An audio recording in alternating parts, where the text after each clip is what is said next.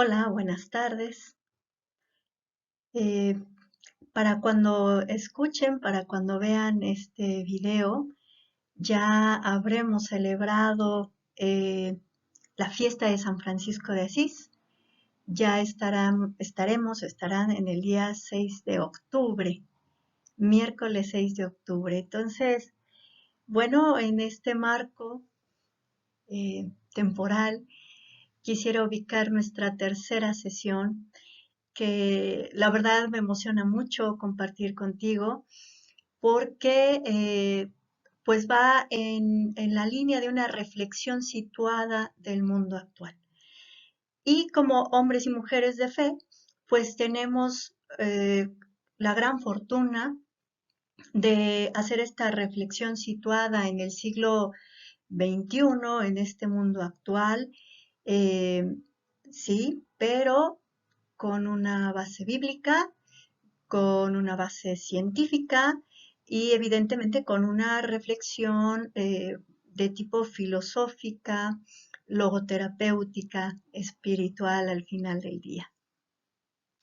Te pongo de fondo para esta primera diapositiva, eh, pues una galaxia hermosa que ha sido también llamada el ojo de Dios. Y la quiero poner como inicio de esta presentación porque para comprender, o quisiera creerlo, para comprender la manera en que nos hemos ido relacionando y cómo vivimos en el siglo XXI, pues quiero poner como telón de fondo, como base de esta reflexión, la lectura del Génesis capítulo 1 al 3. Y bueno, para hacer esta reflexión bíblica, quisiera también poner o tener como base, o que sepan ustedes que como base tengo las directrices que nos pone la Dei Verbum, Vaticano II, Dei Verbum, concretamente en el número 12, capítulo 3, cuando nos enseña cómo interpretar la Sagrada Escritura, pues nos habla de tres elementos fundamentales. La Sagrada Escritura se debe leer, sí, con fe,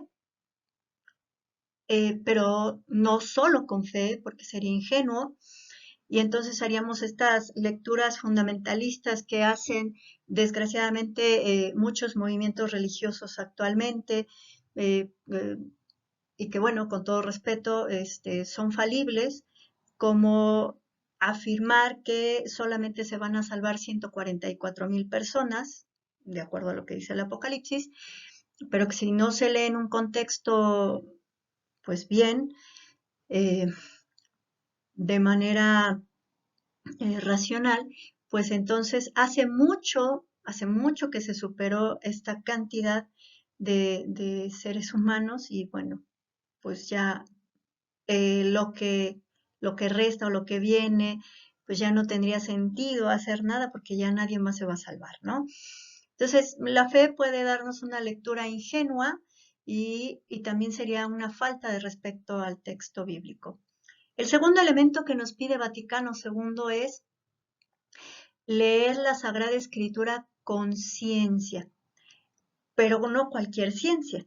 ¿De qué ciencia está hablando? De la ciencia exegética. Eh, en muy resumidas palabras, que realmente a esto en la carrera de teología le dedicamos toda, desde el inicio hasta el final, eh, eh, para saber qué es la exégesis, cómo hacer bien exégesis, ya que pues sí, la Sagrada Escritura para hacer estos estudios debe ser leída en sus idiomas originales. Eh, pero bueno, en síntesis, la exégesis es lo que quiso decir el autor en su tiempo. Por lo tanto, la ciencia exegética va a tomar en cuenta, considerar el contexto sociocultural. el contexto histórico, evidentemente, tenemos que saber que nos encontramos al leer el texto sagrado dos culturas completamente diferentes, dos temporalidades lejanas, muy lejanas. Eh, Estamos hablando de que el Génesis comienza la tradición oral hacia el año 950 antes de Cristo y la redacción final hacia el año 400. En este sentido, hablamos de una temporalidad eh, pues bastante amplia, ¿no? Entonces ya consideramos una cultura completamente diferente, una temporalidad amplia y evidentemente el contexto sociocultural es muy diferente a lo que vivimos hoy, siglo XXI, con tanta tecnología. Y bueno, en aquel tiempo, pues ni siquiera se había definido que la Tierra fuera redonda, no se habían definido muchísimas cuestiones que tienen que ver con la vida del planeta en cuanto a cómo racionalizarlas, cómo razonarlas. No había estos elementos. Y bueno, ciertamente aplicarlo a la vida, eso es la hermenéutica, actualizar el texto. No podemos dejar la Sagrada Escritura en letra muerta, hay que actualizar el texto y en este sentido hacerlo vida, que es bueno lo que nos ha faltado durante muchos siglos a nosotros como católicos, ¿no? Entonces, bueno, diciendo o poniendo estos elementos con claridad, pues sí quisiera entrar en materia. Entonces, propongo Génesis capítulo 1 al 3. Ya ubicaba este elemento del momento en que fue escrito el Génesis. Sí les recomiendo ampliamente la Sagrada Escritura, la Biblia para estudio, que puede ser la Biblia de Jerusalén, la Biblia, la Casa de la Biblia, o esta que me parece sumamente didáctica, que es la Biblia Católica para jóvenes. Aquí ustedes encontrarán tablas y elementos que ayudan a esto que les estoy compartiendo, leer el texto bíblico que se va a estudiar dentro de un contexto histórico, social y cultural. Entonces, cuando hablamos del Génesis, estamos hablando de su redacción final hacia el siglo IV antes de Cristo. Y bueno, no es algo que esté inventando, ¿verdad? Que lo podemos encontrar en nuestra Sagrada Escritura. Y entonces, bueno, es redactado el Génesis en una época de florecimiento, ¿verdad? Del judaísmo, en un momento donde ya se reconoce el país como Judea y funciona este estado, Judea, como un estado teocrático. No es Dios el centro, es la religión. Por eso se conoce como teocrático, un estado teocrático, con cierta autonomía, pero sí bajo el dominio persa y egipcio. Ya se han consolidado las leyes religiosas y pues se mantienen tradiciones como prohibir el matrimonio con extranjeros. Esta es una de las tradiciones primigenias. Por otro lado, los judíos de la diáspora o los que están fuera de Judea han prosperado mucho y tienen contacto con pueblos de los cuales van a ir adquiriendo una visión cada vez más universal. El pueblo hebreo, el pueblo judío, va a gozar de una estabilidad económica y bueno, ya en este momento va a carecer de inquietudes políticas y religiosas. Estamos bajo la vivencia o la aparición del profeta Joel y el segundo Zacarías, que, bueno, Zacarías va a denunciar el mal liderazgo y anuncia al Mesías. Tenemos la ocupación de Alejandro Magno, y bueno, para este momento los judíos van a entrar en contacto o en relación con el helenismo. Entonces, en el siglo IV tenemos la redacción final del Pentateuco, de los primeros 5 libros de la Sagrada Escritura, y bueno, en este sentido vamos a decir que el agiógrafo o el escritor sagrado está viviendo un momento de prosperidad, un momento, digamos, en el que se puede preguntar de dónde venimos y hacia dónde vamos, y encuentra la respuesta en Dios. De Dios venimos y hacia Dios vamos. Entonces, Génesis significa orígenes. ¿Qué busca en general o cuál es la idea central del Génesis? Encontrar los orígenes de todo, y bueno, por eso va a ser una redacción donde nos va a explicar esto, el origen de todo. Y es una redacción por demás pedagógica, didáctica. También resultaría ingenuo pensar que es histórica, es más bien una explicación teológica. Si hablamos de la teología como esta capacidad de saber dar razón de nuestra fe, entonces el autor lo que pretende es dar razón de dónde venimos y hacia dónde vamos. Jamás habla de una explicación histórica, sino es una explicación teológica.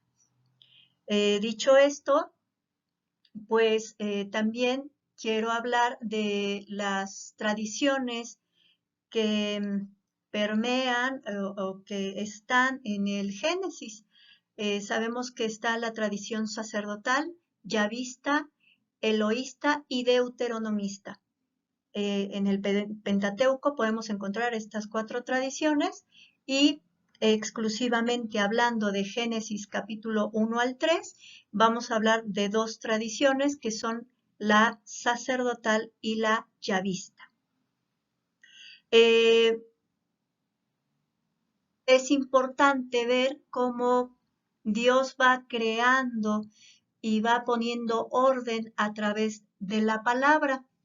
Y entonces encontramos en el capítulo 1 del Génesis, capítulo 1, solo voy a leer del 1 al 3, capítulo 1, versículo 1 al 3. Al principio creó el cielo y la tierra. La tierra era un caos informe sobre la faz del abismo.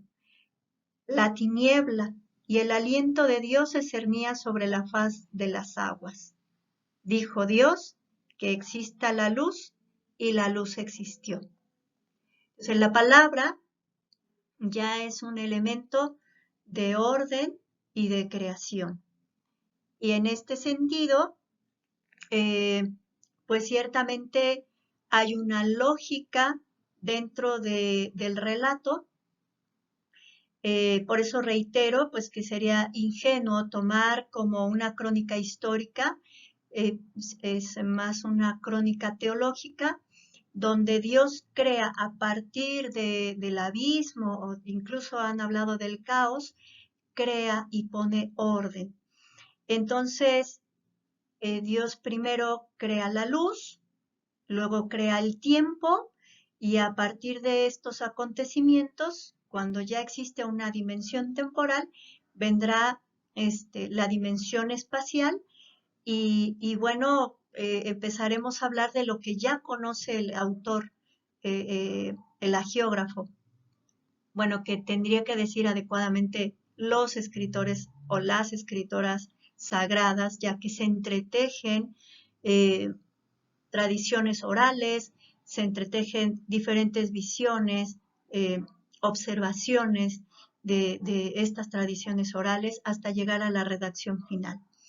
Y entonces, cuando Dios en la separación que hace dentro ya de la tierra que ha creado, va a haber un arriba, un abajo, continente, separación de las aguas, separación de incluso del día, de la noche, ¿no? Y entonces estamos ubicando a un sujeto, a una persona que contempla, que observa y que se da cuenta de 4 puntos cardinales, se da cuenta del espacio, del tiempo, eh, y entonces se empieza a preguntar todo esto que hoy respondemos eh, ya de manera como más alejados y acercados en el tiempo, ¿no? El creador de todo y de todos es Dios. Y es maravilloso porque así como inicia la Sagrada Escritura, termina. El Génesis nos redacta, nos relata, nos platica cómo Dios crea todo y el Apocalipsis termina diciendo que Dios será todo en todos. Entonces, al cerrarse la revelación, al cerrarse eh, la Sagrada Escritura, pues se nos indica, ¿verdad? Que Dios ya está haciendo todo en todos porque Él nos creó. Y aquí hay que tener mucho cuidado, bueno, porque si hay un inicio, perdón, una génesis, un origen de todo en Dios, sin embargo, el escritor sagrado también tendrá mucho cuidado eh, porque ya estamos viviendo, como decía, una época helenística, donde también se empieza a preguntar el ser humano de dónde se origina el mal. Y el mal no tiene origen en Dios, sino en el corazón humano, en la libertad humana. De ahí que, bueno, más adelante hablará de el pecado original, eh, que no será ahorita motivo de disertación, eh, porque solamente estoy hablando de la creación y de este momento en que eh, vamos a hablar también de cómo Dios crea hombre y mujer a su imagen y semejanza, ¿no? Entonces, ahorita no hablaremos del pecado, no es la disertación ahorita. Bien, quisiera ubicar eh, esto de lo que habla el Génesis, el capítulo 1, versículo 1 al 2, hasta Génesis capítulo 2, versículo 4, 6, comienzo de la creación del universo. Gracias a la ciencia, a la biología, etcétera, etcétera, etcétera, ubicamos estos comienzos hace 10.000 millones de años antes de Cristo. La formación del sistema solar estaría ubicada 4.600 millones antes de Cristo, que correspondería al relato teológico sobre la creación de las plantas y de los animales acuáticos, ¿no? Y finalmente el relato que nos tiene aquí sobre la creación de los animales terrestres y de los seres humanos, Adán y Eva, Génesis capítulo 1, versículo 26, 31, capítulo 2, 7, porque recuerden que tenemos dos versiones de ambas creaciones, incluso la creación del ser humano tiene una redacción ya vista y una redacción sacerdotal, por eso es que termina la segunda creación de la humanidad en el capítulo 2, versículo 7. Eh, Estamos hablando de la aparición de los homínidos o mamíferos erectos 2 millones de años antes de Cristo y el ser humano como lo conocemos 1 millón de años antes de Cristo, es decir, entre 2 y 1 millón de años antes de Cristo tendríamos ubicada esta aparición de, de, la, de la humanidad. Y aquí traigo a colación a un maestro de exégesis, que en paz descanse, eh, el padre Jesús Alejandro, que nos decía en Teología Moral, eh, actualmente ya no se discute esta cuestión de qué momento Dios nos creó del barro e insufló su espíritu.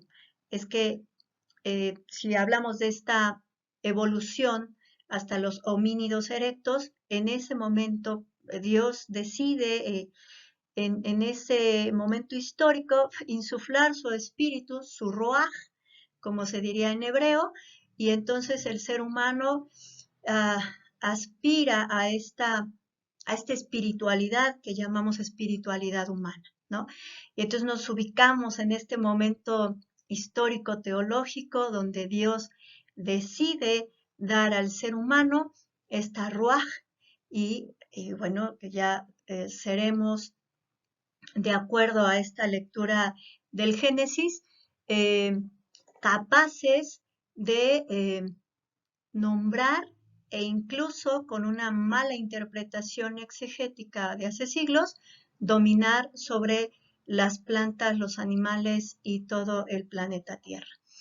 Entonces, bueno, este es un primer momento y paso al siguiente, donde una vez que es asegurado el principio de la vida, en el verso 11 del capítulo 2, podemos leer: verde la tierra, hierba verde, que engendre semilla y árboles frutales que den fruto según su especie y que lleven semilla sobre la tierra.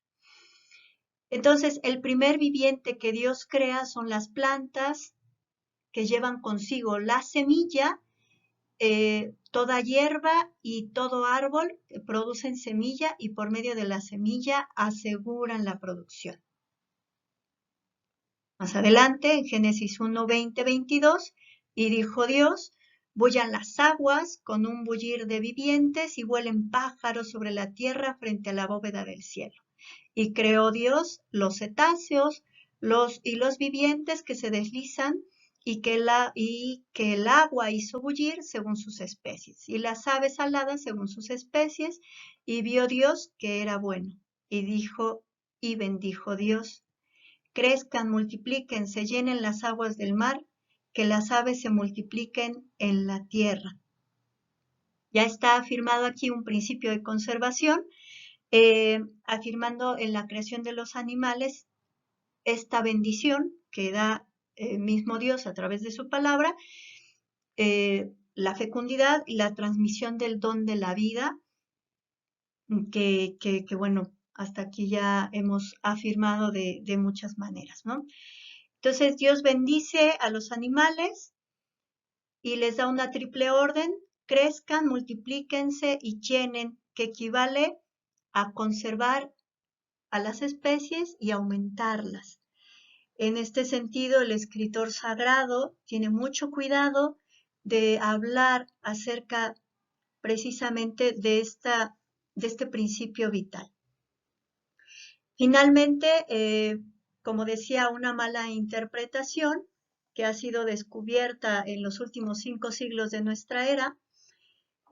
A partir del 1500 se empiezan a explorar los textos originales, las palabras en hebreo, y se descubre precisamente que lo correspondiente a la palabra hebrea que se tradujo como dominar no era dominar, sino administrar. Y bueno, aquí es importante Génesis 1:28, dice, perdón, y dijo Dios: miren, les entrego todas las hierbas que engendran semillas sobre la tierra, y todos los árboles frutales que producen semillas les servirán de alimento. Y a todas las fieras de la tierra, y a todas las aves del cielo, a todos los reptiles de la tierra, a todo ser que respira la hierba verde, les servirá de alimento. En este sentido, habría que señalar lo que nos dice también las nuevas exégesis. Los verbos hebreos que se usan son kabaz, con K de kilo y B de bueno. Y según Löffing, significa tomar posesión de alguna cosa, y radah, que es R-A-D-A-H. Aquí es importante el campo semántico, ya decían mis maestros también, traditore, traductore, todo traductor puede ser un traidor. Y en este sentido, cuando se traduce de tantos siglos a la actualidad, sí puede haber una legítima traición, ¿no? Eh, Cuando tomamos el Antiguo Oriente y toda esta área semántica de ese tiempo, de esa temporalidad, podemos visualizar hacia el siglo IV una vida de pastoreo, una vida de reinados, ¿no? Y según Lonfink, esta palabra, radá, es la función de un hombre con respecto a los animales que guía y pastorea. No domina, sino guía y pastorea. Y en segundo lugar, pues ya que se ha visto este contexto histórico, los reyes que también debían enseñar a administrar. Entonces, una adecuada traducción del Génesis, cuando Dios entrega al ser humano, hombres y mujeres, la creación, eh, no es correcto decir sométanla, sino es más bien administrenla, cuídenla, eh, sosténganla, así como a las aves, a los reptiles, les piden que poblen o que se multipliquen, pues también el ser humano nos pide cuiden de todo esto, administren adecuadamente, conduzcan, pastoreen. No era un verbo de dominación, sin embargo, pues se tomó de esta manera y de ahí pues se empezaron a generar relaciones de poder donde hemos entendido que la tierra solamente es el sujeto, el objeto, no sujeto, el objeto donde descargamos nuestra voracidad y pues donde solo vemos eso, recursos naturales que nos alimenten, que nos den dinero, que satisfagan nuestras necesidades. Y haciendo la hermenéutica, precisamente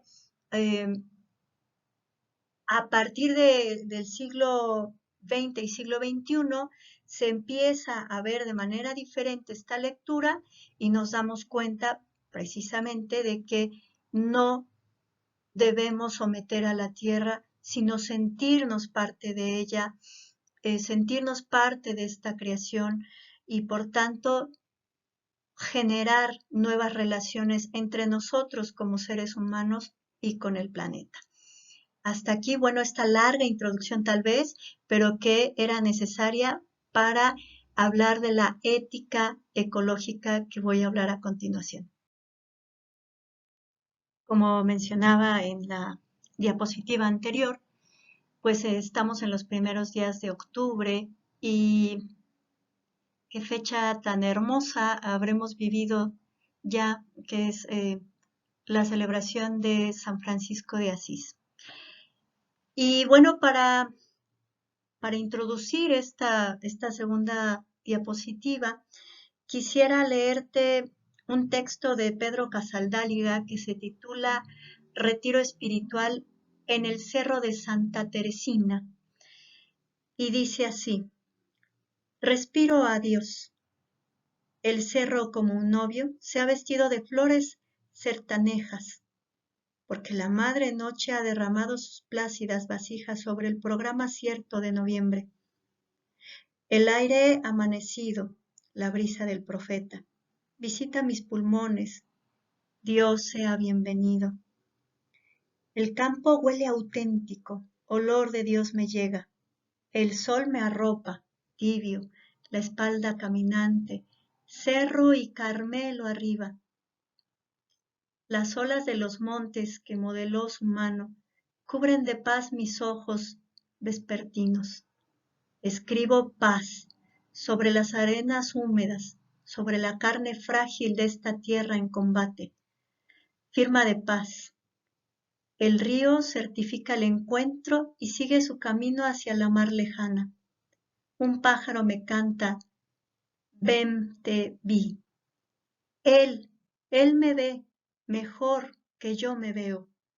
Abro mi cruz, mis brazos, a todo lo que venga. Sé que también me espera la jornada de Elías. Pero ahora, hermanos, respiro a Dios, lo huelo a campo abierto y callo bajo el sol de su presencia, como un niño dormido. Ahora Dios me abraza eternamente. Pues con este hermoso texto introduzco la ética del cuidado. Eh, no podemos hablar de ecoespiritualidad sin hablar precisamente de la ética del cuidado. Es importante y quisiera pues solo dar 3 palabras acerca de la diferencia entre ética y moral y por qué hablo más de ética que de moral. La invitación es a leer también a Colbert y Piaget. Piaget afirmaba que los niños nacen educados y los adultos los deseducamos. Y Colbert afirmaba que la humanidad en general se encuentra en una adolescencia moral porque necesitamos que nos digan qué es lo correcto. Para eso hay leyes y hay eh, castigos, ¿no?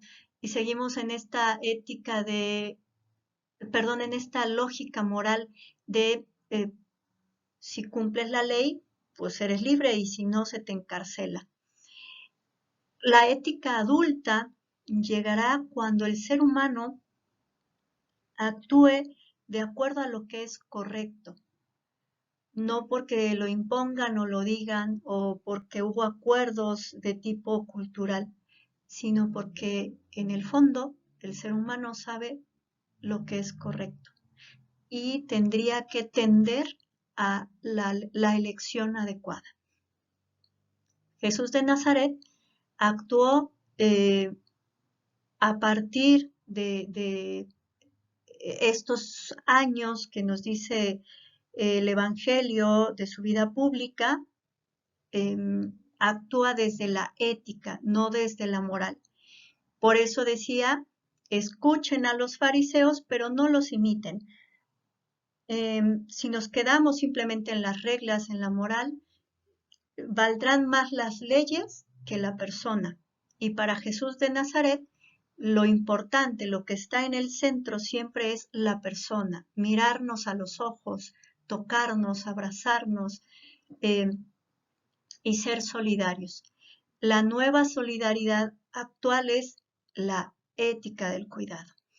Entonces, en este contexto semántico, en esta actualización de lo que es la ética, pues invitaría a esto, a que fortalezcamos nuestra espiritualidad actuando más desde la ética del cuidado. ¿Quién nos enseña con claridad qué es esta ética del cuidado? Pues nuestro Papa Francisco, a través de su encíclica Laudato Si, que todos sabemos dio a conocer en mayo del 2015. Llevamos 6 años estudiándola, poniéndola en acción. Y precisamente Laudato Si es alabado seas mi Señor, como cantaba Francisco de Asís, San Francisco de Asís, que dicho sea de paso, conocido también como este segundo Jesús o como este Jesús que se le reconoce pues en nuestra iglesia, ¿no? Quien recibe las llagas por este amor sincero a Jesús. Y bueno, alabado seas mi Señor, es el hermoso cántico que nos recuerda cómo vivimos dentro de nuestra casa común y que también es hermana, ¿no? Con la cual compartimos la existencia y al mismo tiempo es madre, esta madre que nos nutre, que nos sostiene. Y decía Francisco, y nos gobierna, ¿verdad? la tierra que produce nuestros frutos, nuestros alimentos, pero también produce estos bellos paisajes que vemos desde el horizonte del mar, desde la cumbre de una montaña, los bellos glaciares, el desierto, la tundra, la sabana, la selva, las hierbas, las flores, ¿no? A esto nos invita el cántico de San Francisco. Y nuestro Papa nos recuerda en el número 10 de la Laudato Si, que toma su nombre como guía y como inspiración en el momento en que fue electo Papa y que, bueno, lo elige precisamente porque él considera que Francisco es el ejemplo por excelencia del cuidado de lo que es débil. Eh, y también Francisco de Asís es el primer ecólogo integral, ¿no? Que vive con alegría el Evangelio, con autenticidad, con simplicidad. Eh, lo considera el santo patrono de todos los que estudian y trabajan en torno a la ecología. Eh, y se nota a lo largo de esta historia, desde la Alta Edad Media, siglo XII hasta nuestros días, cómo era amado, ¿no? No solo por los cristianos, sino también por los que no eran cristianos. Eh, Francisco es el místico, el peregrino, el que irradia este amor, no solo por los hermanos humanos, sino por todo lo creado. Y de ahí que eso que muestra a través de su testimonio esta ecología integral, ¿no? Eh, se abre hacia categorías que trascienden. Y bueno, lo mismo va a evangelizar a las aves que vuelan, que a los peces en el río, ¿no?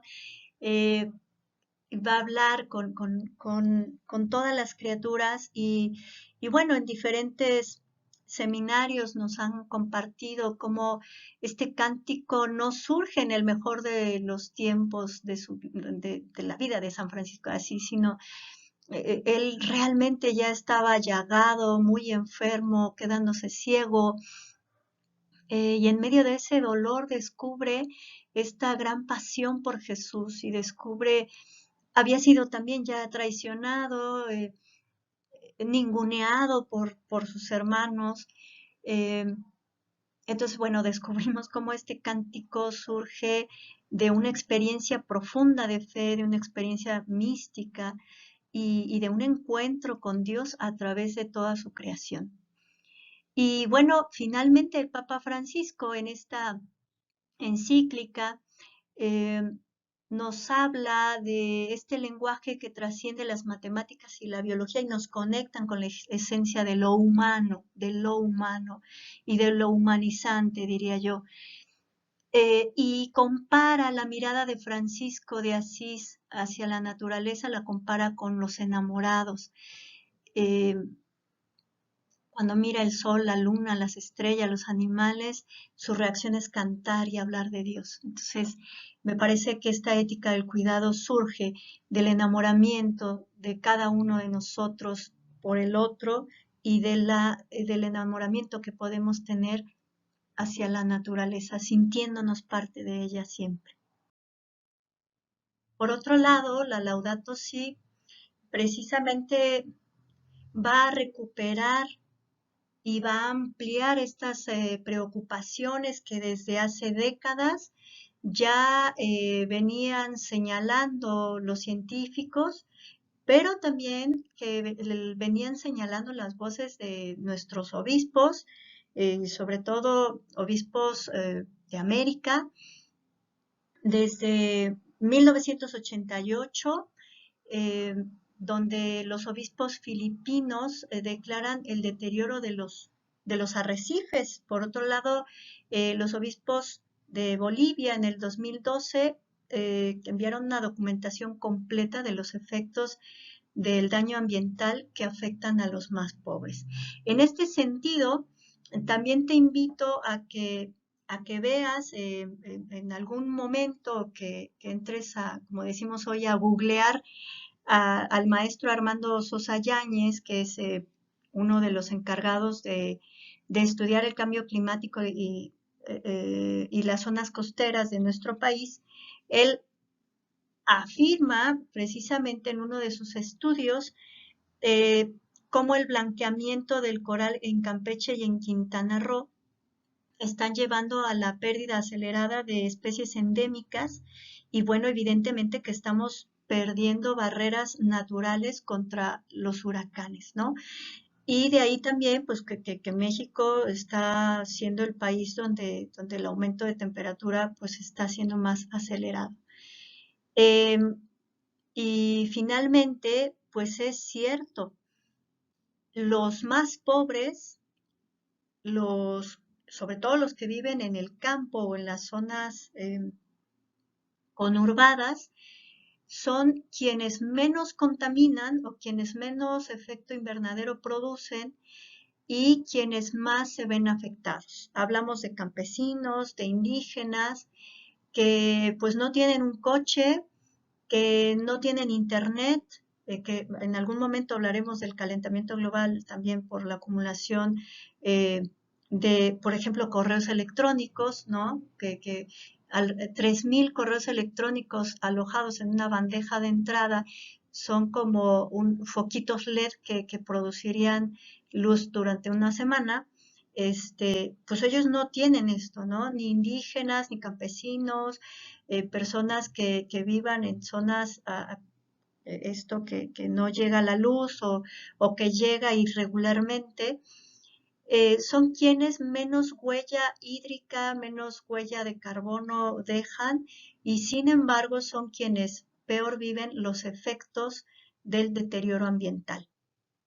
De ahí que la ética del cuidado es un llamado más urgente a las grandes ciudades, como quienes vivimos en la Ciudad de México o en Monterrey o en Guadalajara, que producimos eh, estos gases de efecto invernadero, dejamos una alta huella de dióxido de carbono, una alta huella hídrica. Pues el llamado es a nosotros, a ocuparnos de nuestros hermanos menores, que son quienes, y al decir menores no porque sean inferiores, sino porque son quienes están siendo actualmente más vulnerables frente a la amenaza del cambio climático. Eh, Estamos llamados, las grandes ciudades, somos grandes consumidores y no producimos alimentos, al contrario, lo que sí producimos son huellas, reitero, hídricas y de carbono.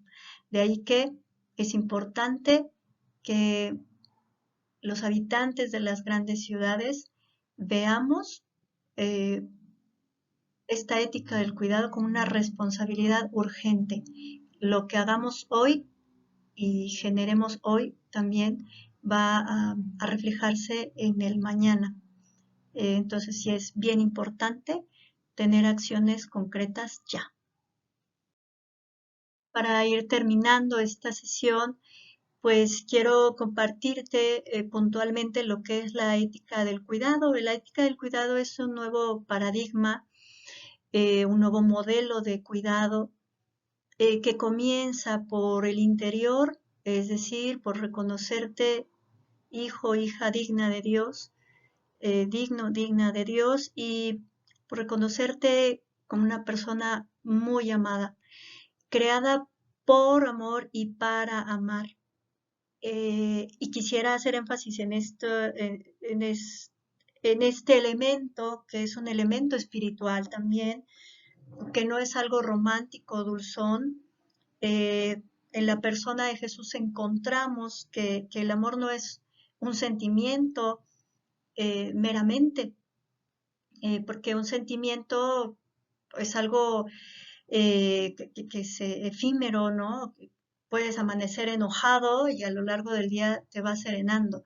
Eh, Puedes sentir diferentes esos sentimientos a lo largo del día, pero el amor en la persona de Jesús es todo un estilo de vida. Como ya lo he mencionado en la primera sesión, eh, el amor es el proceso humanizador que comienza desde la concepción de vida humana, este amor simbiótico o la relación que se despierta entre una madre y su hijo, hasta el amor de ágape, que culmina con este amor que todo lo perdona, todo lo soporta, todo lo cree, no es envidioso, etcétera, etcétera.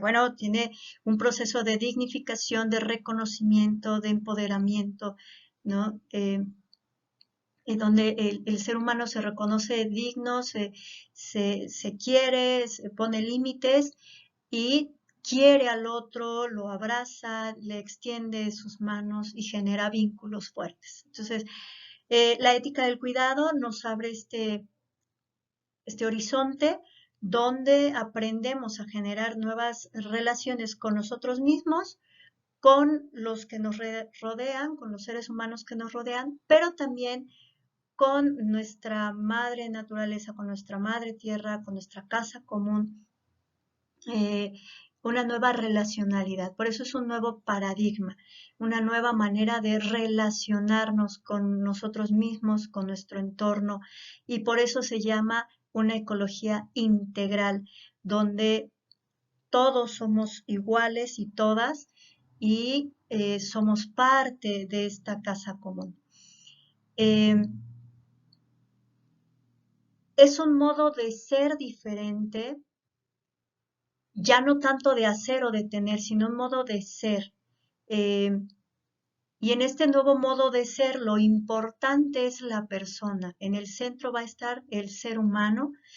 Eh, y no quiero decir que sea una ecología antropocéntrica, sino que más bien es ocuparnos, como decía en la diapositiva anterior, de los que están siendo más vulnerables, vulnerados, y que viven las amenazas del cambio climático más a la deriva que el resto de la humanidad. Y es importante también cómo producimos, de ahí que la importancia de generar huertos familiares o huertos coloniales, ¿no? Consumir productos de 0 kilómetros, porque estamos hablando de justicia social, de justicia ecológica, ¿no? Y en este sentido, estar en el planeta de una manera diferente, vivirnos de una manera diferente. Las consecuencias de todo esto serán positivas en la medida en que nos vamos dando la mano, pero también reconociendo en esta naturaleza, en esta creación, la presencia de Dios en todo. Ya Santo Tomás de Aquino decía, ¿verdad? Eh, podemos contemplar la mano del Creador en todo lo creado. Y en ese sentido, pues si cobramos la conciencia de que cada vez que me miro en el espejo estoy viendo la imagen y semejanza de Dios, y cada vez que miro al otro a los ojos, miro la imagen y semejanza de Dios, y cada vez que veo su creación lo estoy viendo a Él, entonces pues estaremos en un nivel de amor donde evidentemente las consecuencias serán buenas, como decía el Génesis, y vio Dios y vio que todo era bueno. eh, y cuando llegó al ser humano y vio Dios y dijo que era muy bueno. Así que eh, termino con unos ejemplos en la siguiente diapositiva para ver de qué manera ustedes los pueden implementar en casa. Gracias. Bueno, pues quiero poner 3 ejemplos que considero forman y transforman nuestros pensamientos, sentimientos y acciones, que es algo que también nos ha pedido nuestro Papa Francisco, educar y formar nuestra cabeza, educar y formar nuestro corazón, nuestra mirada, educar y formar nuestras acciones. Así que el primer ejemplo que te quiero compartir viene de Nicaragua. En Nicaragua sabemos que hay una situación de pobreza extrema en una comunidad que vive cerca de de un río contaminado, Los Cocos, en Nicaragua, surgió un colegio teresiano inspirado por la Compañía de Santa Teresa de Jesús, las Hermanas Teresianas, eh, y un joven español, pues se dan cuenta de que realmente las condiciones de pobreza y de contaminación del río son extremas, y entonces empiezan a elaborar algo que la logoterapia llamaría la creatividad como un recurso espiritual. La creatividad es un recurso muy importante para precisamente eh, humanizarnos, ¿verdad? Entonces, empiezan a darse cuenta también de la gran alegría que poseen los nicaragüenses y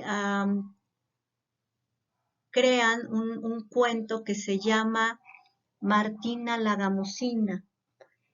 Es un cuento hecho para niños de primaria de 10 años.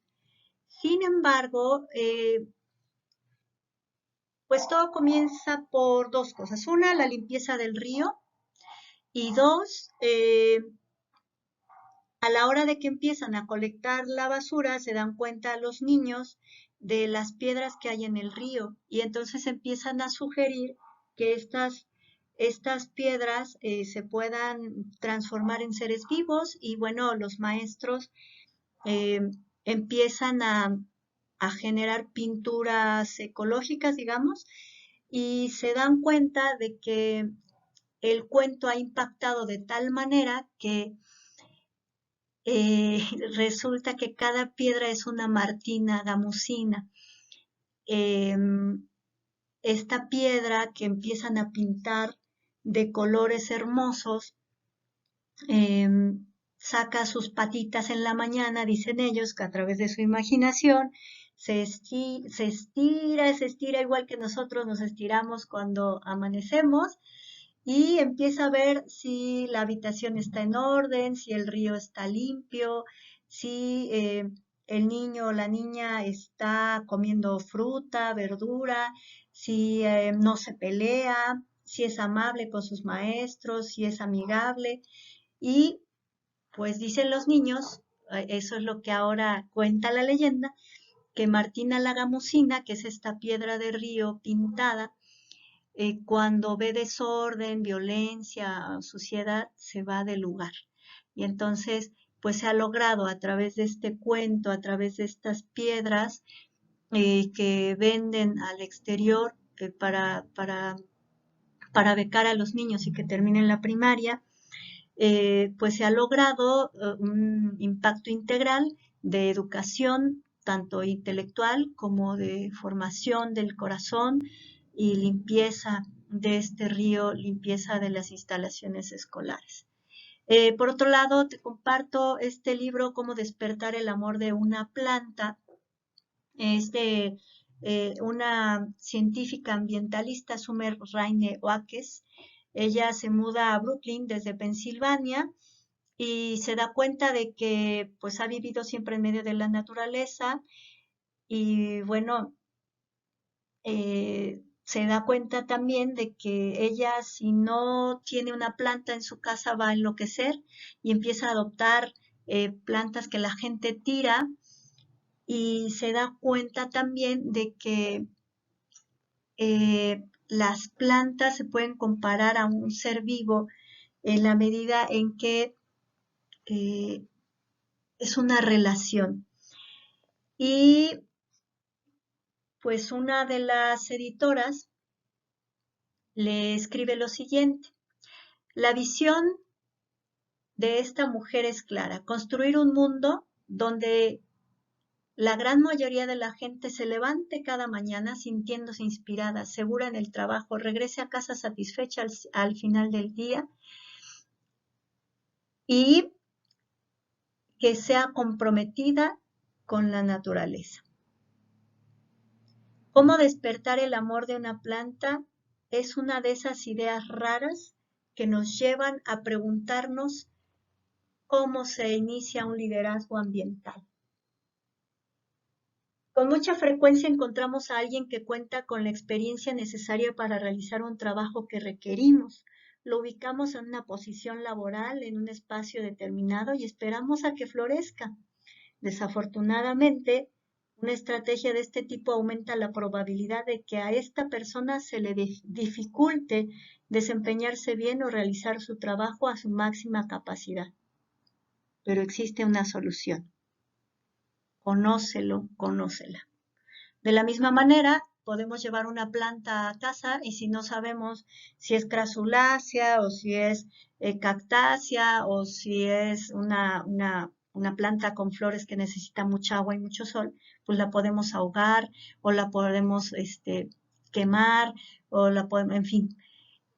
Un ser humano es como una planta es como un ser humano. Tenemos que conocernos para sabernos cuidar y para sabernos poner en el lugar donde podamos florecer adecuadamente, hundir nuestras raíces y extendernos, expandernos. Y finalmente, el ejemplo mexicano que quiero compartirte es de esta educadora ambiental, Elena Álvarez Eugenia Pedros. Ella habla de explorar caminos humanamente ecológicos, armoniosos, equitativos y sustentables. Desarrolla este libro que te recomiendo al final en la bibliografía, de tal manera que no habla solamente de la ciencia ecológica, sino habla de la relacionalidad humana y de cómo cada uno, cada una, desde donde estamos, desde nuestro espacio, podemos fomentar la alegría de un cambio donde todos seamos responsables, donde todos seamos amables y donde se generen relaciones de equidad entre hombres y mujeres eh, y evidentemente hacia los niños, eh, evidentemente hacia la naturaleza, siendo parte de ella. Te dejo estos 3 ejemplos y pues te agradezco tu atención, tu paciencia, espero los comentarios en WhatsApp y de verdad felicito a este grupo por toda su entrega. Estos son los libros base que empleé para esta sesión. Te recomiendo pues tenerlos en algún momento eh, y bueno, también que puedas tenerlos para profundizar. Yo solo di algunas pinceladas, pero creo que leerlos te va a dar muchas más herramientas. El tiempo pues es muy corto al final del día y creo que la lectura personal comprometida como la que tienen en este grupo pues puede llevarnos a una mucho mayor y más rica reflexión y compartir en el grupo. Te mando un fuerte abrazo, esperando que Dios te colme de paz, de bendiciones y que te sientas parte de esta casa común donde tú y yo somos responsables de su cuidado.